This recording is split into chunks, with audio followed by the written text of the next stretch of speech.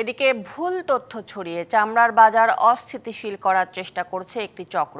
এমন অভিযোগ করে বাণিজ্য উপদেষ্টা শেখ বশির উদ্দিন বলেছেন, সরকারের নির্দেশনা মেনে যারা চামড়া সংরক্ষণ উপযোগী করছেন তারা ন্যায্য মূল্য পাচ্ছেন। রাজধানীর পোস্তায় পরিদর্শনে এসে আরও বলেন, অনেক মৌসুমী ব্যবসায়ী লবণ না মিশিয়ে চামড়া আধা পচা করে বাজারজাত করছেন, তাই চামড়ার দাম কম পাচ্ছেন। নির্ধারিত দাম কার্যকরে বাণিজ্য মন্ত্রণালয়ে বিশেষ দল কাজ করছে বলেও জানান তিনি।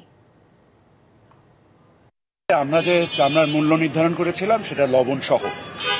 দ্বিতীয়ত হচ্ছে 700-800 টাকাতে আমরা বিক্রি হচ্ছে। এই 700-800 টাকা চামড়াটাও বিগত বহু বছরের থেকে দাম বেশি, বাট এই কথাটা কিছু কিছু ক্ষেত্রে সত্য এবং অধিকাংশ ক্ষেত্রেই অসত্য। অসত্য এই জন্য যে কিছু মৌসুমী ব্যবসায়ী যাদের চামড়া সম্পর্কে কোনো ধরনের কোনো অভিজ্ঞতা নেই, তারা চামড়া নিয়ে আদা পচা করে ফেলছে। এই আদা পচা চামড়া 700-800 টাকায় বিক্রি হওয়া তো অনেক বেশি।